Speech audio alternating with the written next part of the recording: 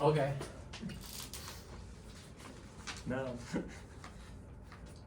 All right, this is the two lemmas. And we try to use these to prove some smallest result for, it was, remember, classification, and we are trying to get some smallest results for classification. So what was it? There was, wow, this is useless note. So G, if it's the lowest class, then yeah, I guess we work with the 0, 1 interval, but it's really classification. That is this domain that input some labels. These are the losses. Sometimes this set is going to be F, and we are trying to work ourselves towards a result that I should at least formulate. Otherwise, you have no idea what I'm doing. So that was a while ago. Yeah. Whoa. So this is going to be a theorem, and it has two parts. The first part was already shown. You fix this distribution over Z. You fix that between 0 and 1. Then part 1 says that with probability 1 minus data for all G in this set, the expected loss is upper bounded by empirical loss plus the smallest quantity that you can get if you optimize this scale parameter epsilon, and you get 2 epsilon plus, I don't know, some constants. Under the square root is 2 and 1 epsilon G n over delta, and this is divided by 2n, close. So that's part 1, and this we already proved last time. N1 instead of 2n. So n1 was the, I thought it was just n1 and not 2n. yeah, I don't think that you needed 2n. It was in the book you have 2n for no good reason. I don't think that in the proof we covered anything of coordinate of 2n. So I don't know why in the book there is a 2n. I think I noted this the last time. Maybe there is a plus 1 here. Yeah. No, there is no plus 1. Actually, there is no plus 1. Because it's like symmetrization, that's why you have the factor of 2. But for every, like the basic statement in symmetrization, this is the symmetrization lemma, right? This Look at is this. theorem plus symmetrization. Yeah, this is the symmetrization lemma that uses sigma. So it transfers a result from the signed empirical loss to, what's the conclusion? Yeah, it's here. I To, forgot. what is this? What? You wrote this theorem? Oh my god. Okay. Sorry. Right, that's not that one. Okay. Oh, that's the result, and then there is a lemma which is not finished here. Oh, I'm sorry. So with probability, I should, every time I'm, I think the blue marker is right there. yeah, but, okay, so what is this lemma saying? So this lemma is saying that take this, like it has assumptions like sigma is a random sign vector, you have two independent samples, Z1 to n and Z1 n to prime, they're from P, and there is a symmetry for this psi and psi tilde and the psi plus psi, other thing that bounded by psi tilde, and then under this, it holds with probability 1 minus 2 delta, that for every f, there was an f here.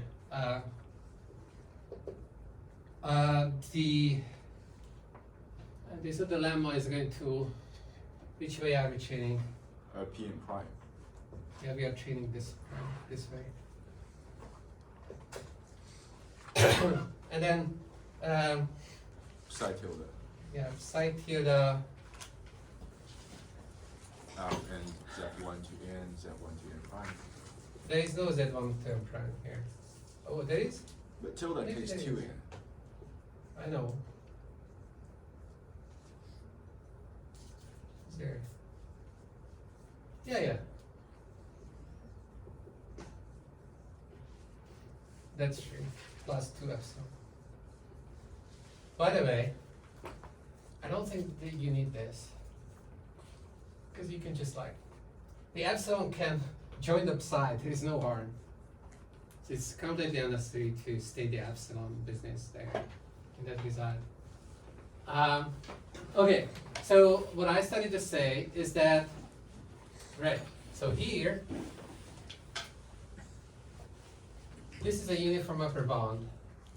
But you prove this uniform upper bound by choosing a random sign vector. So there is no covering argument here. The covering argument comes from here. There is a uniform upper bound. Yeah. And for this one, you use a sample of size n. So that's why you have n here. And you're just chaining these two inequalities, but you will see it today. Same proof, but slightly different finish. And so the other part of this result is similar.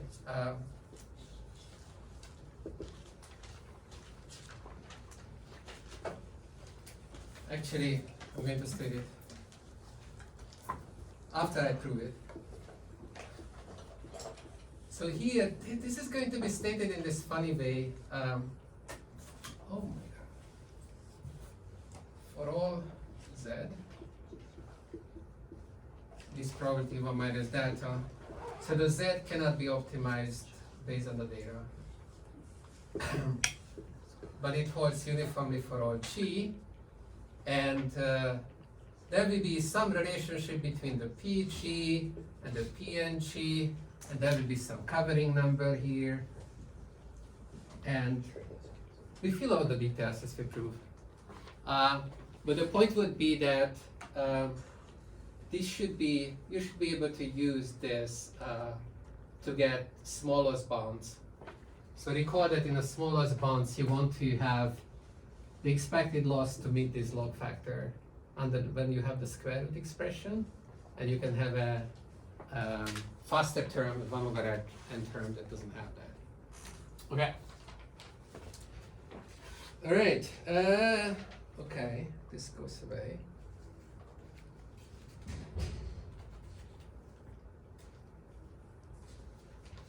And so the last time we studied this proof, and we got to some point,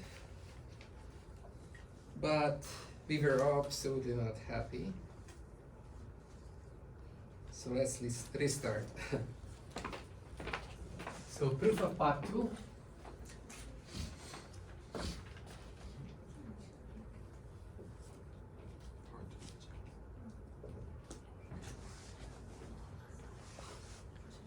So again, we play this game that f is g.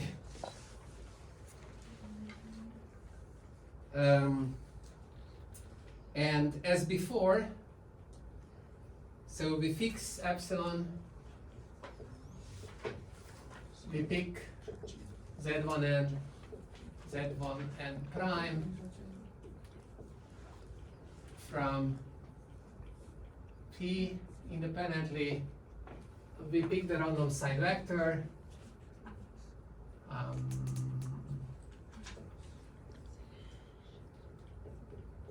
They are independent.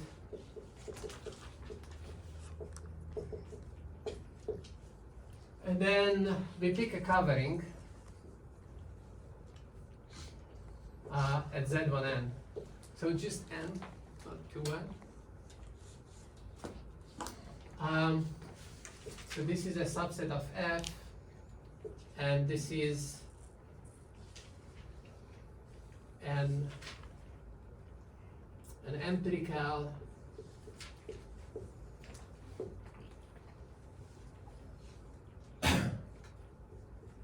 L1 norm cover at epsilon scale of F. Okay.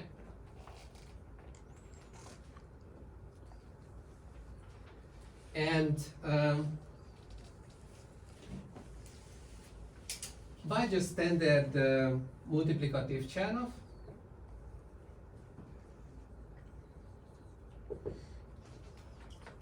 so fix a data with probability 1 minus data simultaneously for all elements of this cover.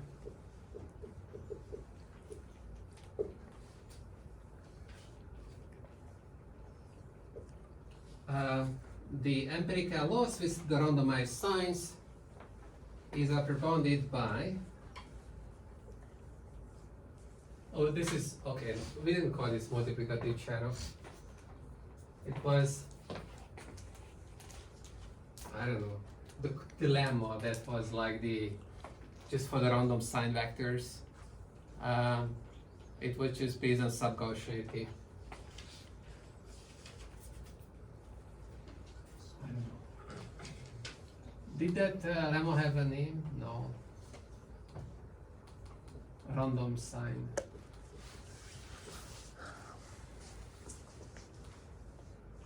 Average. Lemma? I give it a name. Because you're averaging some values, but taking a random sign. So that's this notation anyways.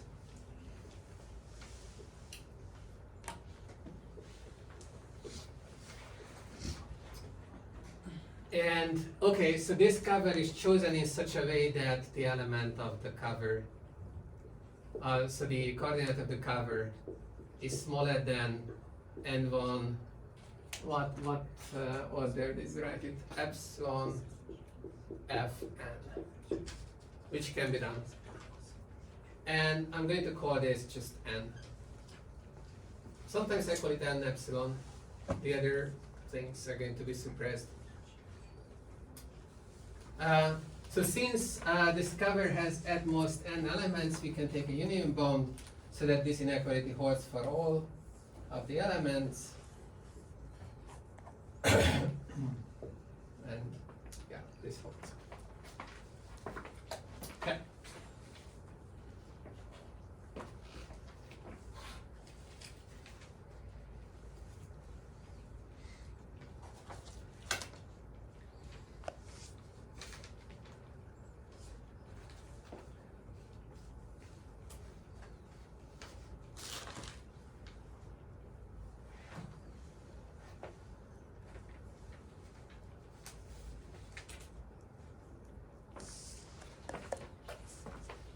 Okay.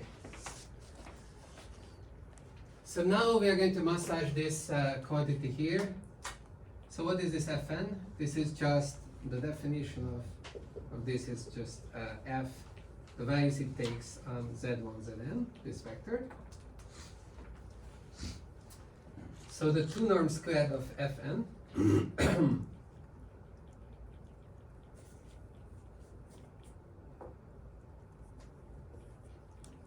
is just the sum of squared values of f at these points. Okay, so it's just the definition. So f takes values in 0, 1, so therefore you can upper bound this by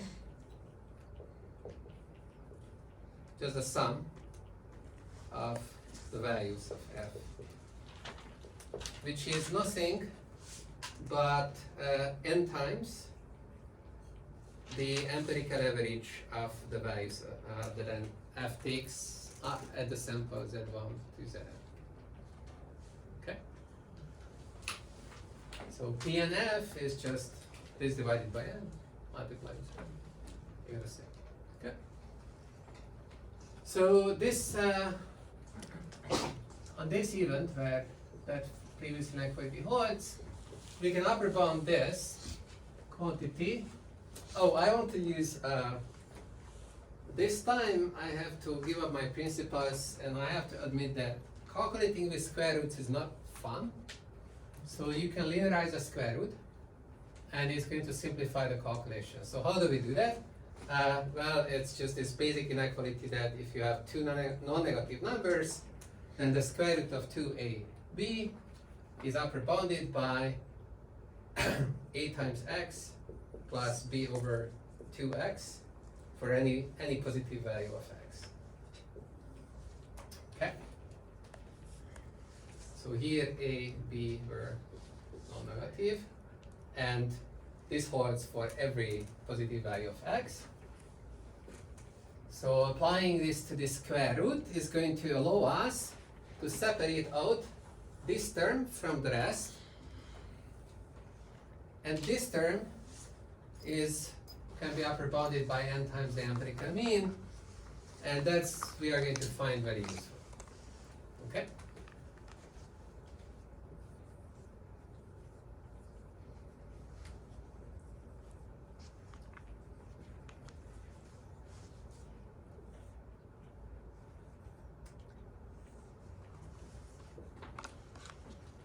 Okay.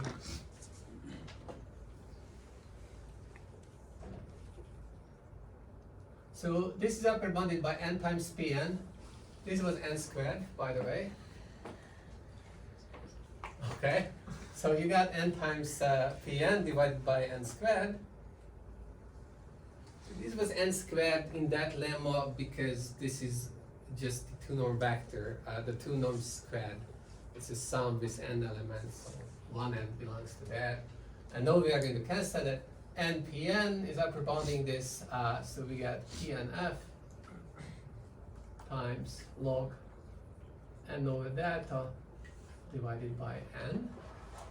And now we are separating these two terms, so we're gonna get Pnf times x plus, and the other term is going to be log n over delta divided by 2nx.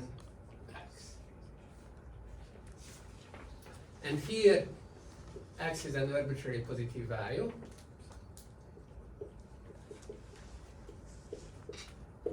So we have this property 1 minus delta for every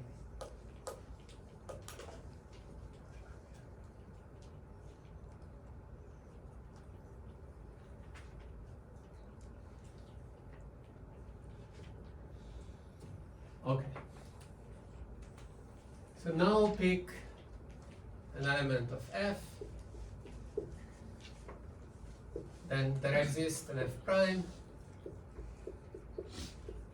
and discover such that p and f minus p and f prime, the one norm, no, do this, Pn f minus f prime smaller than equals to epsilon.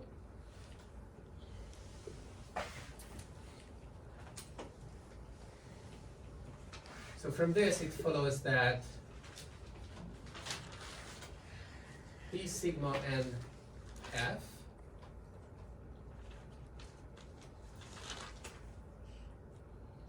is upper bounded by P sigma n f prime plus epsilon.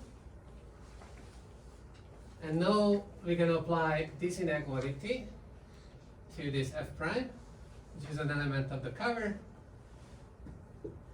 So on the same event where this inequality holds, the inequality that I'm writing is going to hold and I'm just writing the end of it.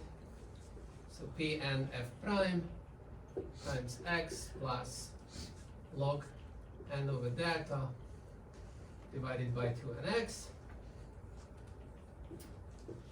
And here we can use that f and f prime are close to each other in the empirical norm to upper bound p and f prime by p and f plus epsilon.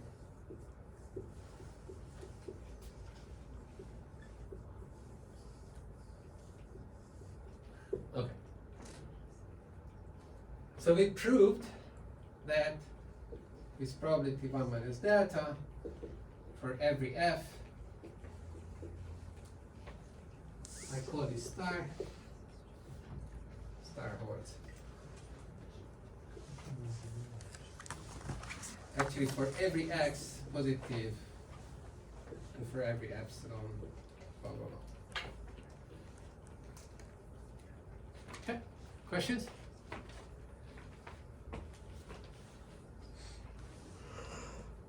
Try. Something not clear? Is it two epsilon? You pay the price from second inequality to third inequality, right? But you have a epsilon in the first inequality. In this inequality, there was no epsilon. Below. Oh yeah, yeah, yeah. Oh. It's like, is there a two epsilon at the end? You use the. Right. Yeah. Okay. Whoa. Okay. P and F prime. Wait. Oh yeah. Here there is this epsilon. That got erased. Yeah. So this epsilon should have been copied here. Okay.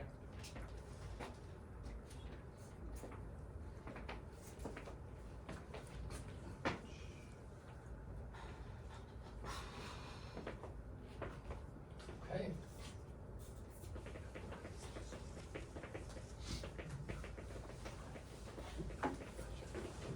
So now we are going to use this lemma 1.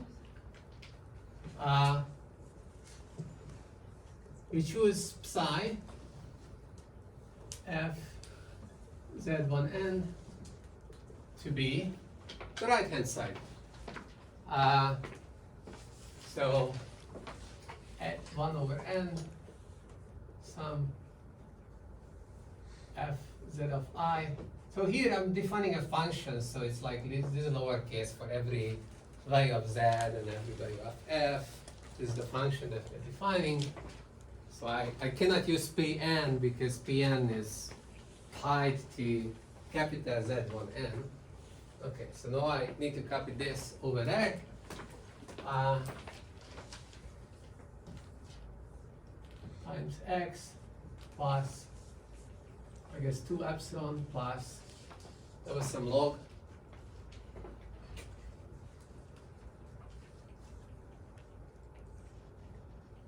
Two n. There's an x. Yes. Okay. This is your psi. So what is psi tilde?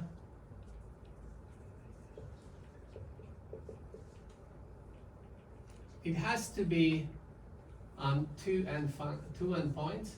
It has to be so that if you add the psi to itself, where you are placing this with the tilde, like the prime ones, you get something bigger. So we just define it.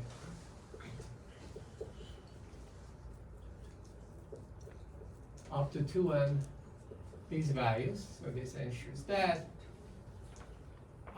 times x, and this guy, I'm grouping it with the epsilon. This was 2 plus x epsilon, so we're gonna get 2 times 2 plus x epsilon.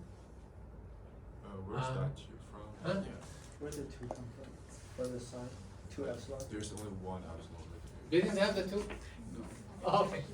Yeah, you told me that I'm missing an epsilon, so every line I'm adding an epsilon now. Okay, so here we get 2 epsilon plus 2 times 1 plus x epsilon, I guess, plus, and here the 2 goes away.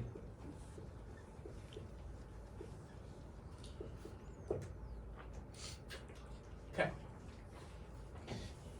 So the conditions hold. The uniform inequality, the uniform bound holds. We choose psi such that that's true. This second one shouldn't be called nu, just, I don't know, sum. Holds by the choice of psi and psi tilde. And the symmetry of psi tilde also holds because the only appearance of the sets is here, and this expression is symmetric. It doesn't matter in what order you're adding things.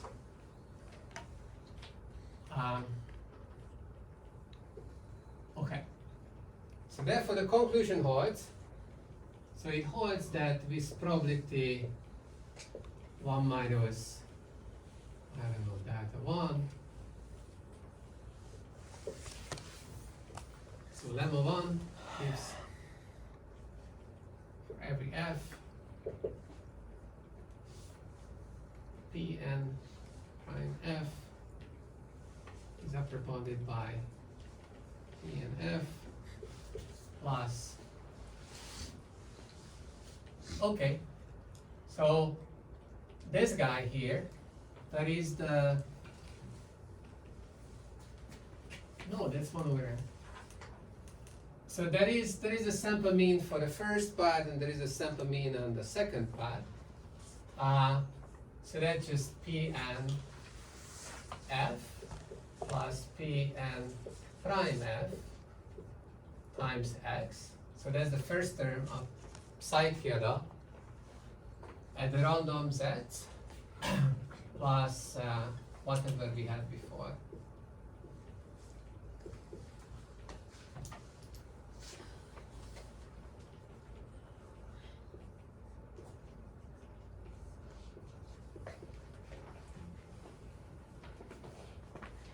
Okay.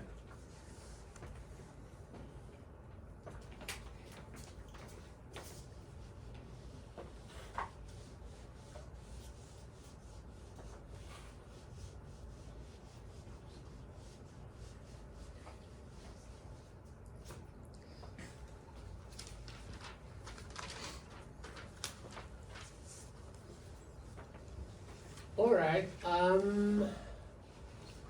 So now we're now prepared to apply the second lemma, but before that, maybe it's worthwhile to reorder this a little bit. So to group the terms. So this guy can go on this side, and this guy can join this. So just to rewrite the inequality, you get 1 minus x Pn prime f smaller than equal to 1 plus x Pn f plus 1 plus x 2 epsilon plus log n over delta divided by n times x.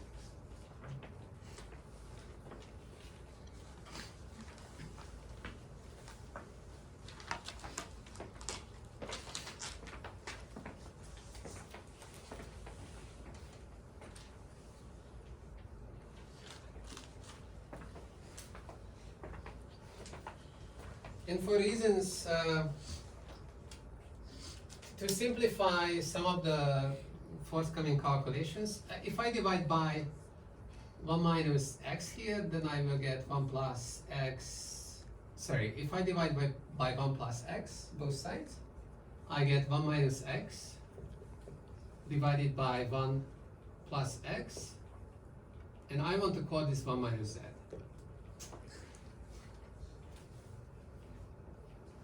So z is defined by this.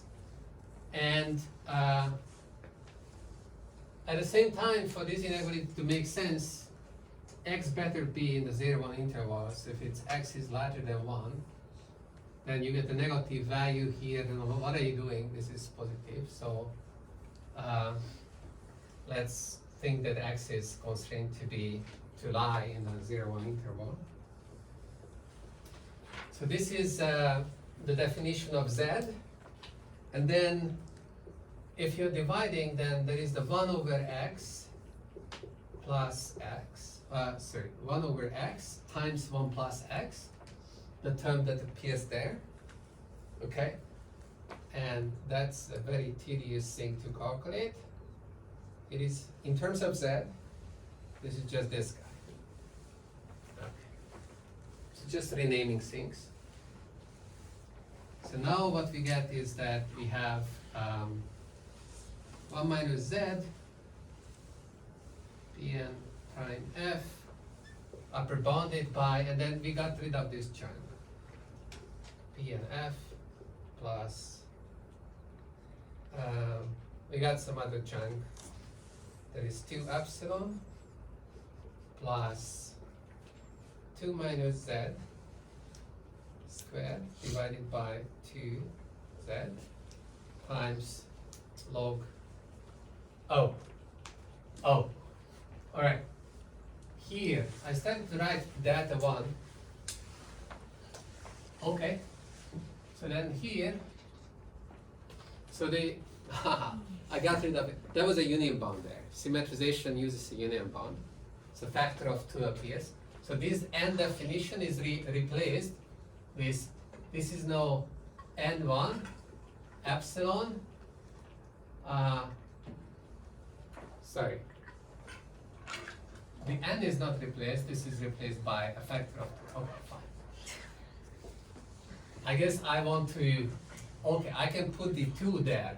Okay, my n from this point on is 2 and whatever I had before, which was this. Okay? So this is the new n. And then I don't have to write 2n there because it's very tedious.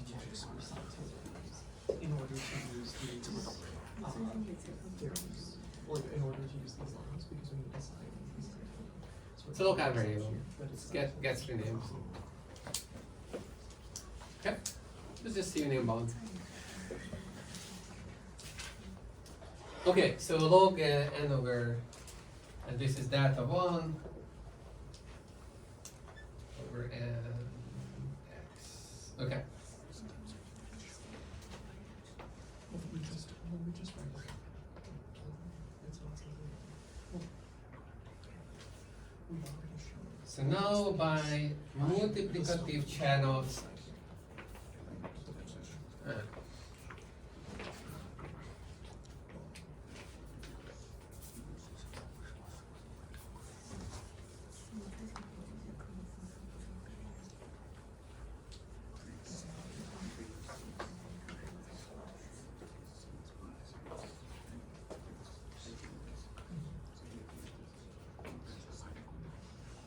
Sorry, can I ask a random question? For Yeah. x, since it's like between 0 and 1, can I just choose x right now? And I think it's too early to choose it, but later on. Actually, we're gonna choose z because we renamed. Oh wait! This is gone. Because we renamed x to be z, we will choose z, and we want to wait until the very last minute to minimize the in the applications. Yeah, it's like if you use this for an oracle inequality for ERM, that's the main use. That at the time that you are applying it, you choose it based on the best in class. So you could choose it now, but like you would carry a lot, and like there is no good reason to choose it. Later on, there will be some good reason to choose it. It's kind of like all of it is, yeah, it's just carrying through this free variable, and yeah, what buys you is that you don't have the square roots. You just like got rid of the square roots in carry order, and like it's fairly trivial to calculate things, and at the end when you're choosing it, then the square root comes back. So you're doing, you are done with assignment 2 where there were these quadratic inequalities that you have to solve. With this inequality you can solve it too, and then you choose optimally this constant that comes from this, and you get the same thing if you use the best choice. Is what you And like in the original inequality, you had one term multiplied by z or x and other divided by x. Yeah. And sort of the optimal choice would be that makes both those terms the same. Yeah, equal. Yeah, actually, it's equalizing. It's like that expression is exactly like making the two equal, and then the square root comes back. So this like the best choice for the x in the inequality. So the inequality is just worsening to square root 2ab. But that's the essence of the inequality. But with the best choice, you can get back that. But here you are like picking up a lot of other terms, adding them together, and then you optimize at the end, and you get the best choice for that one. So that's like the optimal way of combining these nonlinear things. Yeah. Except that here we are going to make some simplifying choices, but you could like work out the very optimal inequality that way too. Like there is no loss in accuracy so far. Okay. But you have to be careful because, for example, here there might be a temptation to divide by 1 minus z and then optimize. Well, that's okay. Like it wouldn't do anything. But sometimes the z is combining an empirical term with a non-empirical term. Then you can't really optimize it because the z like is fixed first, and then that defines an event under which this inequality is formed. Okay. Anyways. So multiplicative Chernoff. So fix data, use multiplicative Chernoff, and it says that for every f in f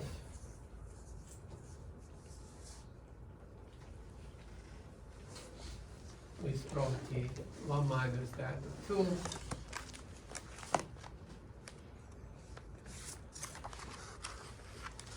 Pf is represented by P and F.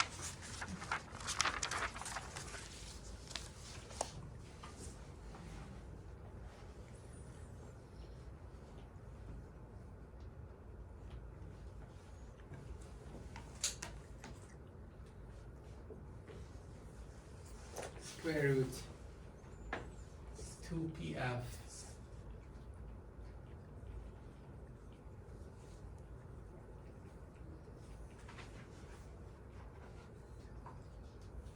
log 1 over that of 2 divided by n.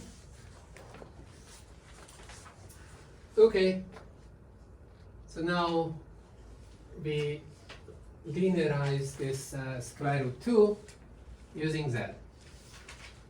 Same z as there. So that's a choice. There we might be losing optimality, but if you do it with like 2 free variables and then you optimize, you see that you're not losing much, and you're simplifying the expressions that you're getting. So from Pf, I'm going to get Pf times z, and from this I get log 1 over that 2 divided by 2n times z. Okay. So now we have conditions of lemma 2 satisfied if we choose psi and psi prime appropriately. So the first guy, this is your psi, I guess, or psi prime, yes, it's a prime thing. And then this is your psi.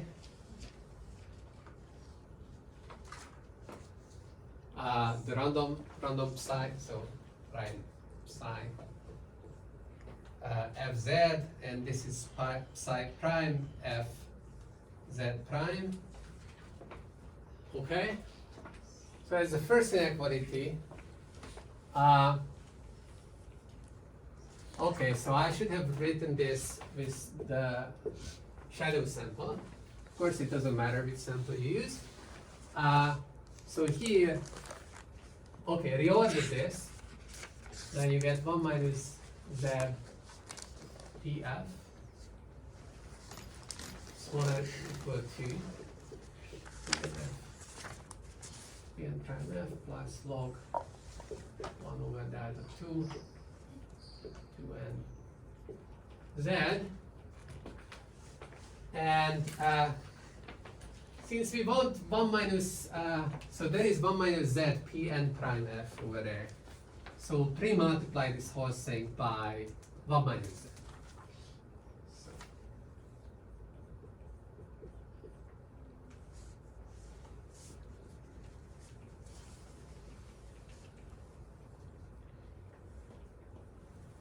Okay. So this is going to be our psi of f.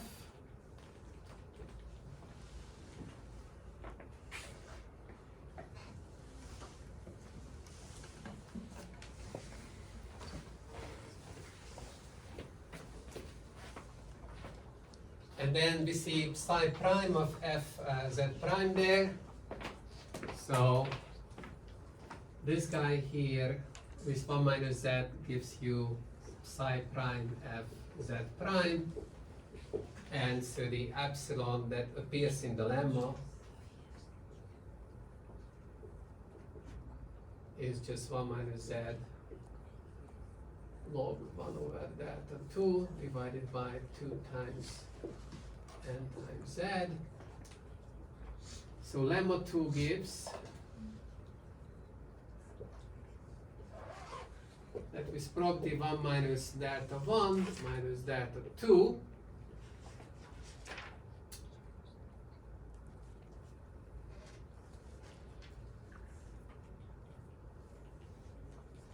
Psi f, so 1 minus z squared pf is upper bounded by, there's this guy upper bounded by that guy over there, the psi, so that's p and f plus 2 epsilon plus 2 minus z squared divided by 2z times log n over that of 1 over n. So that's that term, and then there is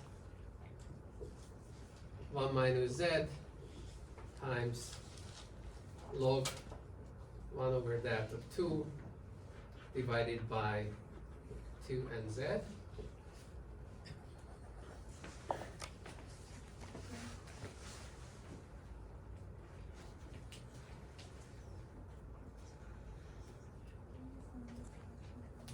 Okay, questions?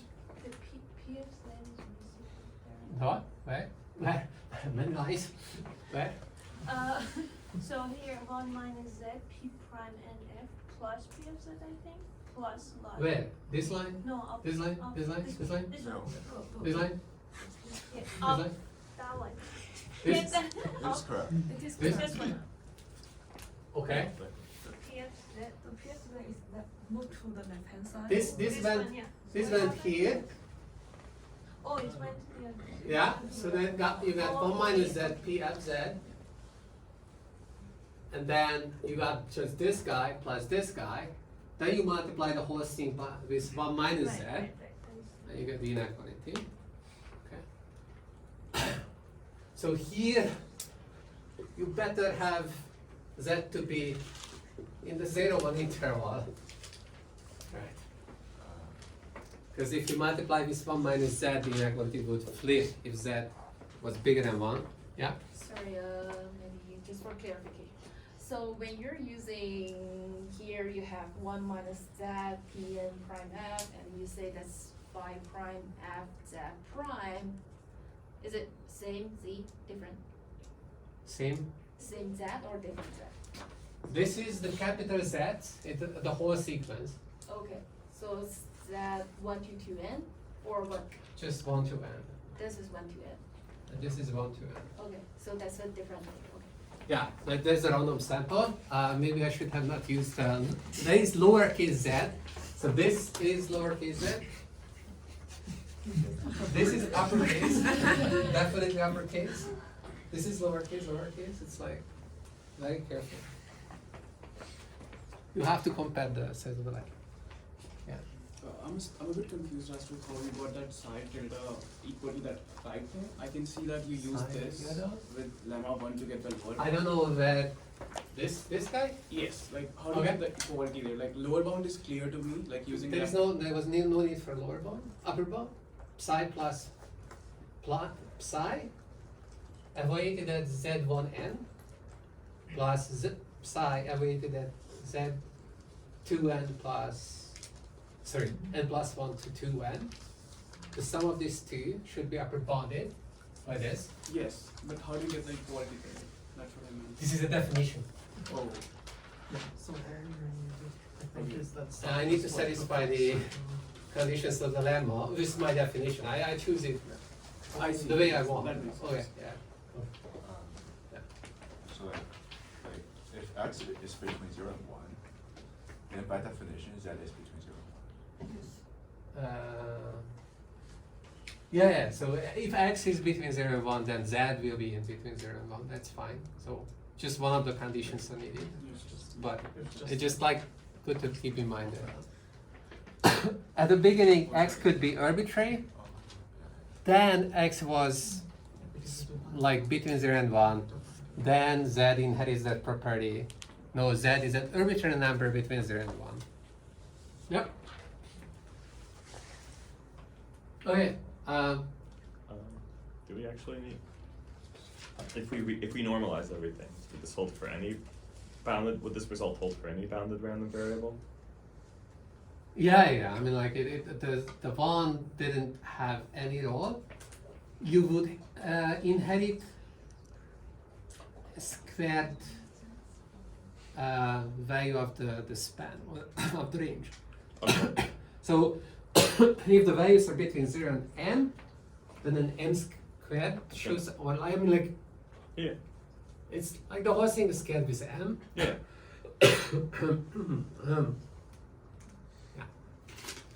Sorry, why would you restrict the range of x from greater than 0 to 1? So here, why did we restrict the range of x? Yeah. Because we're gonna think about dividing by 1 minus z, multiplying it. If we're multiplying with 1 minus z, and z was bigger than 1, which is the same thing as x bigger than 1, then the inequality would flip. Okay. We don't want inequalities to be flipped. Yeah, so the multiplication was happening here. Sorry, here. On this line. Wait, sorry, just to double check Alex's question. So if I bound my function to be between 0 and n, or 0 to b, let's say, that b would appear in the Yeah, it's basically top right like corner of the board. everywhere. Yeah. It- I think, okay, so So yeah, like whenever- because, Whenever you break the root into two parts, that b would show up in the first term, right? it should show up in both terms. I think it needs to show up in both terms, like it makes no sense. Like, I mean, like this is a scale parameter, and somehow the scale is hidden here, but everything needs to be scaled. It's like, if this would not scale, then that would be totally Well, weird. maybe just in the concentration term actually. Just the right root, no? Because like, So if it's between 0 and b, it's quote unquote b, Yeah. sub-Gaussian. Yeah. But why would sub-Gaussian multiply the mean? So you have to multiply, like you have this variance term, like scaling it outside of 0, 1 really means the variance is allowed to be outside of 0. Okay, so the point where we were using, it was a long time ago. Yeah. Where we used that the values are bounded by 1 when the square was dropped. Mhm. If at that step, I don't, so, yeah, like over there, Yeah. you're dropping the square, so you can scale down f by, let's say, b, Oh, I see. and then, okay. So now I can drop the square.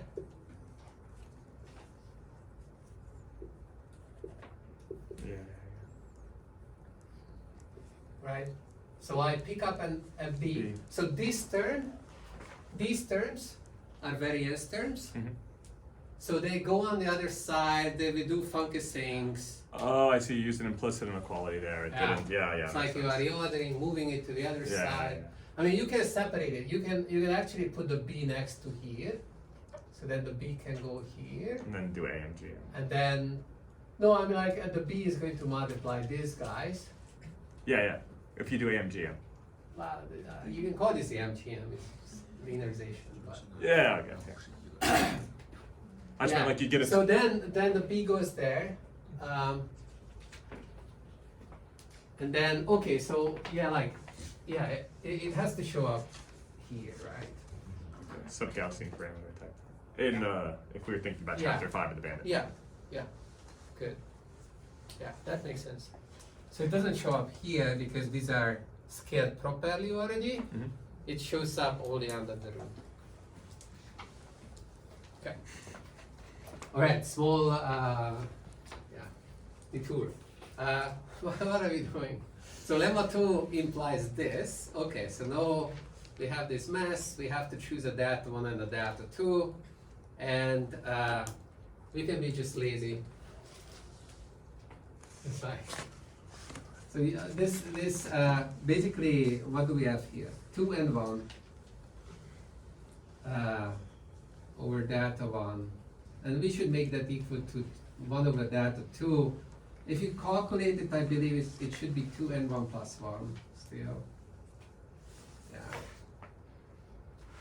So delta 1 plus delta 2 equals to 1. And solve this inequality, then I don't know. You see, like what I mean? It's like delta 2 should be I don't know. Oh, this should be delta 2n plus 1 plus 1 over delta divided by that.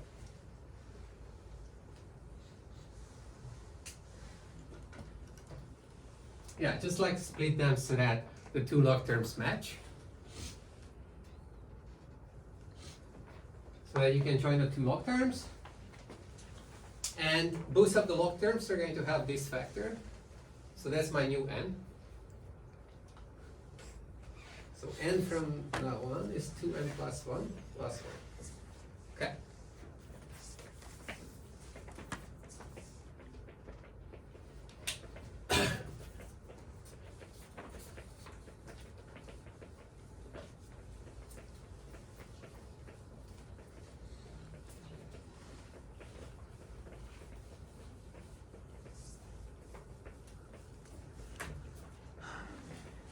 So then, to summarize this property, 1 minus delta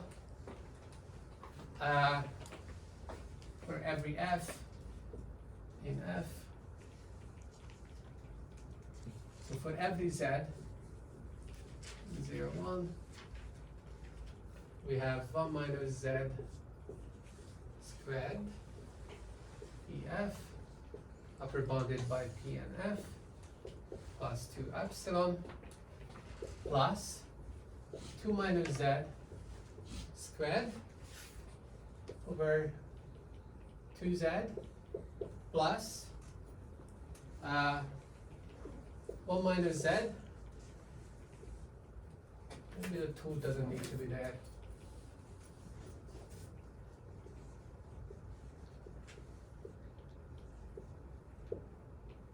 And log the new n divided by delta divided by 2n.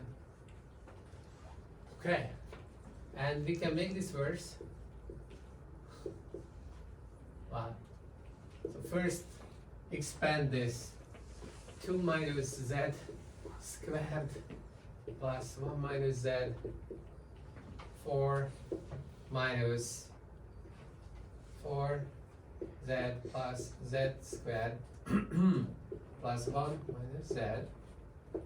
That's 5 minus 5z plus z squared, and that is so complicated that I'm just going to upper bound z squared by z, because z is in between 0 and 1, so this is 5 minus 4z.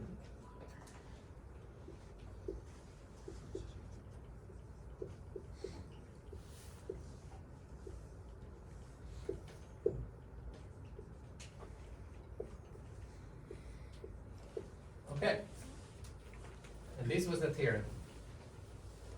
We proved it.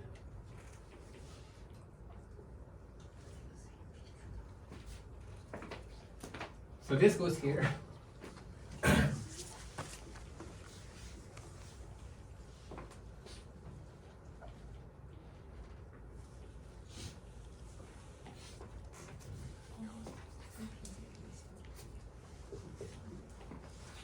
Shouldn't there be an inequality here? The last one should be an There, yeah, yeah.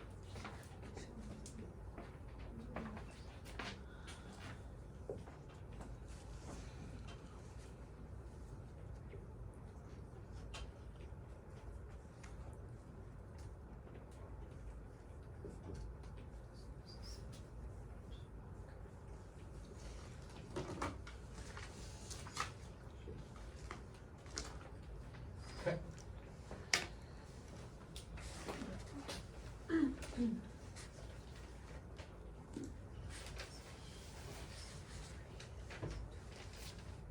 Yeah. Why do you have 2 and plus 1 in the log in the second case and not in the first case? It was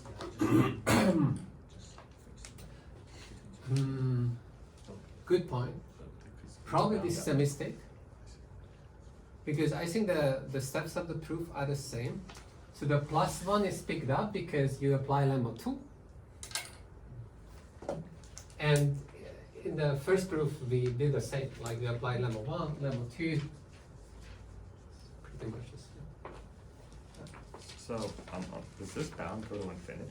Huh? This bound can go off to infinity? Meaning? Like, is that at all? Yeah, you should be clever with that. Is that a free parameter is my question. Yeah. For every z in 0, 1, is probably 1 minus that. For every g, this part. Oh, and you choose, okay. So you- then there you is a- choose z you to could- be, well, if you choose, okay, z 1/2, then the problem is that here you have, I don't know, 1/4, and then you multiply, then you have picking up a factor of 4. So you want to choose z to be close to 1, Okay. sorry, close to 0. If you, No. if you choose z close to be 0, Then no, it's okay. It's like, z That's- is 1 over root n. What's Oh, wrong? that multiplies root n. Sorry, I thought it added. So to you root. choose z to be 1 over root 10, so it's like, yeah, that's sort of the range. And then, when it comes to the application, then you can sneak in the choice of z, instance-dependent parameter, like the small loss. That's the cleverness. Sorry, why wouldn't you want to make it? Let's say, why wouldn't you want to keep the 1 over n rate? Like, wouldn't you want to pay that factor of 4 to keep the 1 over? Okay, so literally what you should do is that you divide by 1 minus z squared. Yeah, and then. If you're dividing by 1 minus z squared, then like that comes here, that comes here, Yeah, and yeah, then okay. you start to optimize. I mean, like you can't optimize under PNG. It's like complicated. Maybe you are crudely upper bound that. I don't know. It's kind of ugly. You can get something that. But the point is that this is not a 1 over n rate by any means. Okay. It's not. Okay. Because on the other side you have this 1 minus that. We discussed this, right? Like this is the feeding to that. Okay, you got a fast rate, but you actually still has the same rates as usual. Okay. It's just that instance-dependent constants can be worked into the rate. Oh, I see. As opposed to Yeah, not yeah. doing that. That makes sense. Yeah. And this is exactly what we're going to do. So it's like, let's do it quickly. Application to ERM.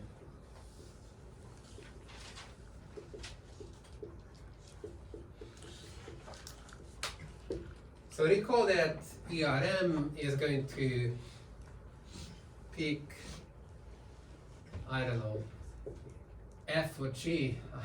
I keep F. I don't know why we are fixed. Yeah, like, could have kept G all the way, but anyways. This is your ERM. And we want to get an oracle inequality where you choose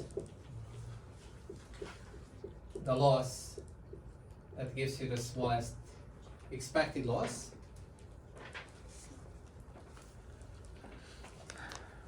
And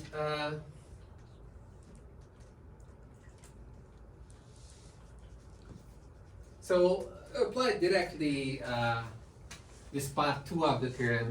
We have seen, okay, so if you apply part 1, you can plug in place of G f hat, P and f hat is upper bounded by P and f star, and P and f star can be upper bounded using Hovding Cherov by P f star.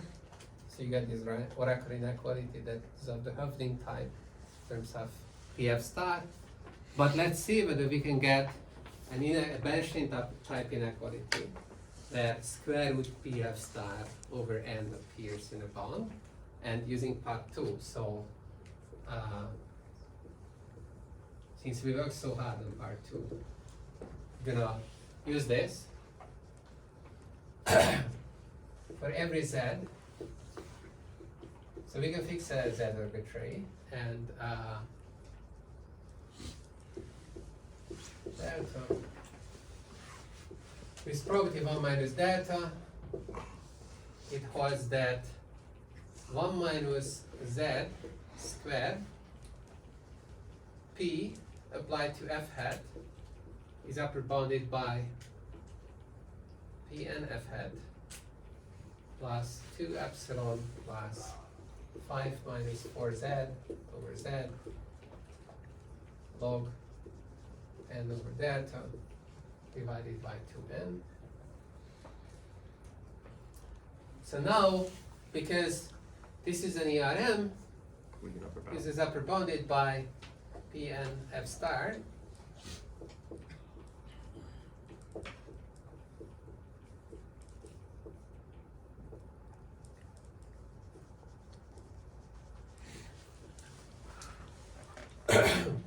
Okay, and then we can use a multiplicative Cherov to upper bound P and F star.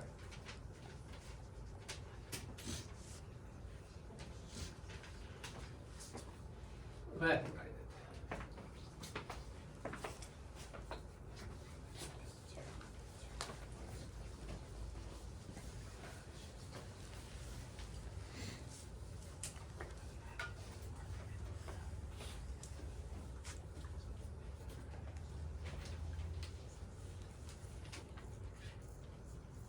So with probability 1 minus delta, P and F star is upper bounded by P F star plus square root 2 times P F star log 1 over delta divided by n. And now we are going to linearize this.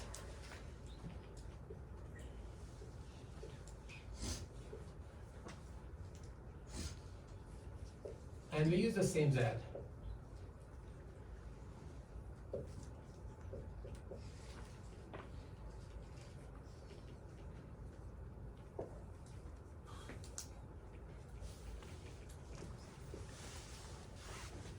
Okay. So take a union bound, split the error event appropriately, and you get that with probability 1 minus delta by the defining n to be 2n1 epsilon gn plus 2. We had the plus 1 before, now we have the plus 2 because we are applying yet another inequality. Optimal splitting things is going to give you this. And then I can just write n over that everywhere. So chain the two inequalities. 1 minus z p f hat is upper bounded by, okay, p and f star is upper bounded by that thing. So let's upper bound that here. 1 plus z p f star plus log n over delta divided by 2nz, and then whatever remains there, those 2 epsilon plus 5 minus 4z. 4z. I don't know why we are carrying this 5 minus 4z, since we are hoping that z is going to be so big that it does anything to the 5. No, z is going to be very close to 0, so this is practically 5 already. But let's just write 5 minus 4z Over z. over z. Ln of n, a different n delta 2. No, that's the same and that because we were equalizing things, so this is what you do. So this guy is the same as that guy, so we picked up another one. So now it's 6 minus 4z.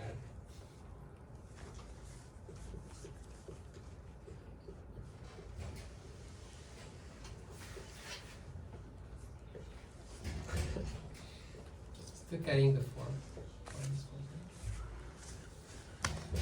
It could help. Hoping that some magic happens. Okay.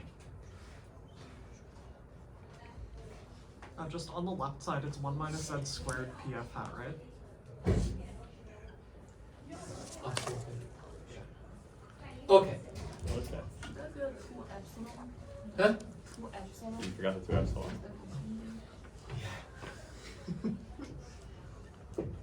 Good. Okay. So now we optimize the z, but don't overdo it. Of course not. Forget about this. We're gonna divide by it, Okay. and then what we're going to do is that 1 over 1 minus z is, well, it's 1 plus z. Everyone knows, but it's not. So we need upper bound it. This only holds when z is smaller than 1/2. But we're gonna choose z to be small, and make sure that if z is not small, then the right hand side that we're using is big enough so that it's trivial upper bounding this guy, which is like at most 1. Okay, so then the inequality is going to hold. There's a plan. And z is going to be small, so whatever you pick up from this 1 plus z type of term is going to be negligible, like lower order terms. So you just like look at here, and you say that, well, I have to balance basically, okay, I have this term, this is a constant, this is just pf star, I like it. And then there is z times pf star and 1 over z this. Now, optimize for that, right? So the optimum choice is, as Roshan also said, you actually minimize this, take the derivative law, right? Then you learn that this is just making these two guys equal. Okay, no, at this stage we are upper bounding this, like dropping the force, that there is no way I'm going to carry that. Should have been done much earlier. Wait, but- so what does Roshan like to say? That you just substitute? that is like you just like solve that this guy is equal to this guy, Okay. which is exactly what we're going to do. I mean, whatever choice for z works, but that happens to be the optimal choice as Okay. well. Okay, and then there is a 6 over 2. That's a 3, and then you solve. So z squared is 3 log n over delta divided by pf star, oops, dividing by 0? No, if pf star was 0, then we are so good, and separate k is like happy, and like you don't have to do much. If pf star is 0, Oh, then you don't have then you choose Z z equals 1. Ah, No, that's not good. 1/2. yeah. Then you're good, right? Like then you choose the maximum end of the interval and you're good. So it's like PF star 0 doesn't cause you any problems. So let's assume PF star is not 0, then you can divide by it. This is your z squared. What is z is the square root of this. And know the two terms are equal. So if you just calculate one of the terms, you get multiple to that, and you get what you wanted. Oh. And so you have like 3, so this was just 3 here. So this guy, and then you squeezed in this PF star, so, okay, so what did we get? We got, PF star. let me write it here. Root 3.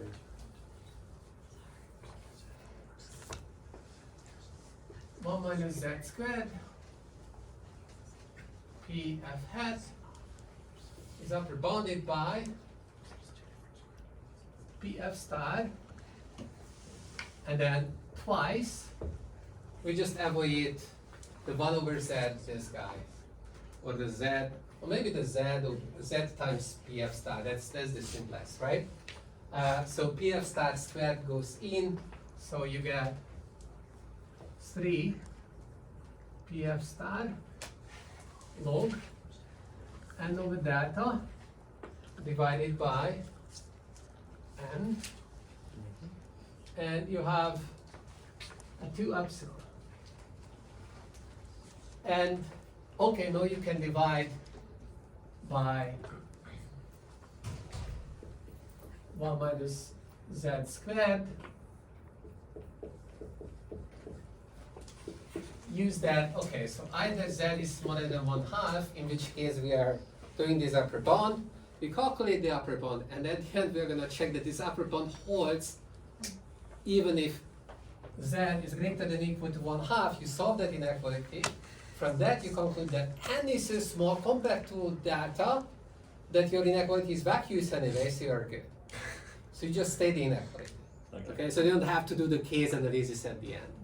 You just like state an inequality very elegantly, but it's like, yeah, it's like a very loose upper bound in the case when z is large. Okay. So PF star and 1 plus and 2 times z, right?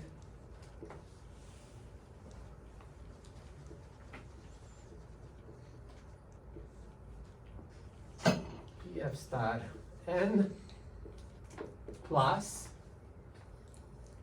okay, so we have 2 times square root 3 PF star log n over delta, and 1 plus 2 times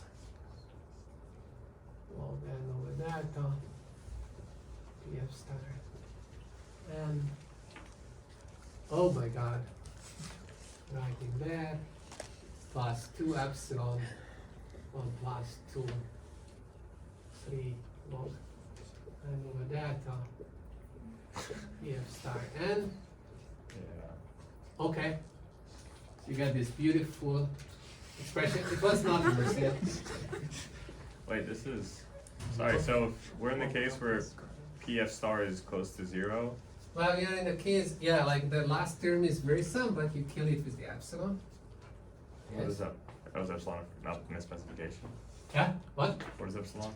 Epsilon is here. Like the only, okay, so this guy is It's fine. Yeah. So from here you get PF star plus 2 times PF star 3 log n over delta divided by n. That's good. You get the same guy here 2 more times, so that's 4. And then you have 4 times this guy. So That's the gonna be- PF star cancels, Should you get a 1 over n? and then you get 3 log n over delta over n. That's okay. Plus, you have 2 epsilon plus this is the inconvenient term. 4 epsilon square root log n over delta Ef star n. So you better choose epsilon to be, I don't know, small. So usually you choose 1 over epsilon, well, So what is epsilon again? epsilon is a free parameter that But you like, why don't we choose. choose it to be 0? Oh, because it might blow up the Oh, covering it's the number. covering number thing. It might blow up the Yeah, covering yeah. number, so it's a Right. scale. But, okay, so I didn't have time today. In some applications, the covering numbers do not blow up. You just choose epsilon to be 0 and you're done. You totally cancel it. In some other applications, if the covering number blows up with epsilon increasing, then you just choose epsilon to be very small. Usually the price for a small epsilon like 1 over n, it's okay. Like that's a scale we typically use. And then you just have to scale it with PF star here. And that way you're canceling the effect of PF star. And so epsilon is 1 over n square root PF star, you cancel the PF star and you're ahead. Yes, you get Right? even- Like all the terms are under You control. get an even faster rate from this. I mean like that's a lower order term. Yeah. Like the scale term that you choose can be made as low order as you want. The prices that you are blowing up, the covering number usually, but the price of like the like it's 1 over epsilon to the power of b, let's say, right? Like you're in parametric class. Then it's a very small price. It's like any polynomial will work there. Yeah, but we don't know what PF star is, but PF star is, so how we can, for example, choose it as the epsilon? Because we don't know Like the you, like we're doing that all the time. I mean, like Maybe this is not an price- algorithm. This is not an algorithm that's choosing this. We're just showing a bound on how ERM works, and when showing the bound, we choose whatever we want in manipulating the formula as long as it's legit. That's like, yeah, it's not the algorithm is. So it's nice because you got an inequality that shows the fast rate. Not fast rate. It's like you're adapting to small loss. So a small loss, right? Yeah, small loss rate. And you didn't do anything. It's like ERM does it. It's like it's free. It's like Benjamin's inequality has that saying, and like Chanuk has it. So it's like you just inherit it in your uniform upper bounds. Then therefore ERM also inherits it. Yes. Can you, is 1 over n a fundamental limit? No. Like, can you not, Well, like, for what? For what? so P star. Like okay, so there is this term here. If P star, like, let's say it's 0. Wait. There's that term. That term. That term. So that term already appears if you have just Bernoullis and you try to estimate the mean of Bernoullis, you can't get rid of this term. So it's fundamental in that sense. Well, let's Because say, it's like if you have the Bernoulli parameter is 1 over n. let's say it's 0. No. It's like if the Bernoulli parameter is 1 over n, Yeah. then with constant probability in your sample, You'll you see don't one, yeah. see anything. Mm-hmm. So then if you were basing everything based on just the sample, then you would think that, oh, okay, my confidence interval can be just like 0. I mean, effectively, yeah. So you have to, no. Like you have to have a correction of 1 over n. I see. It's I was like the think- Poisson limit. It's like you're scaling with the sample size, the parameter of the Bernoulli, Yeah. then it's a different distribution. The limiting distribution is a Poisson. I see. And it's not, you're not central limiter in I see. scope.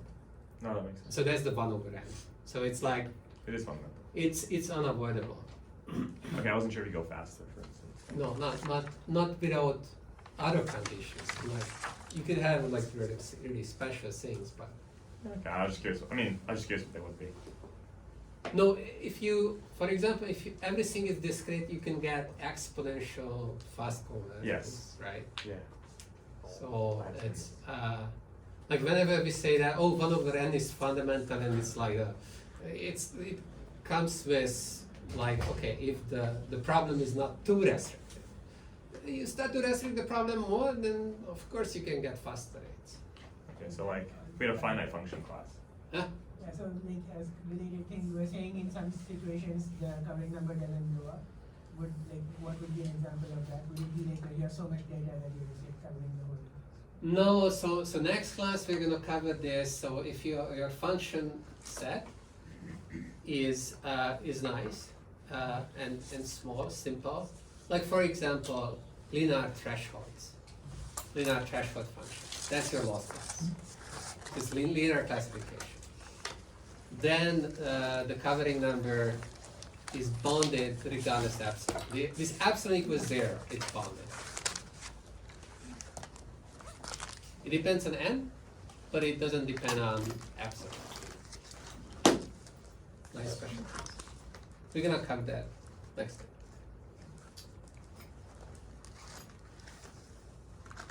It's because you're in a binary case. It's like just like discrete, like very discrete. So the scale doesn't matter. It's like you're either choosing 0 or 1. Okay.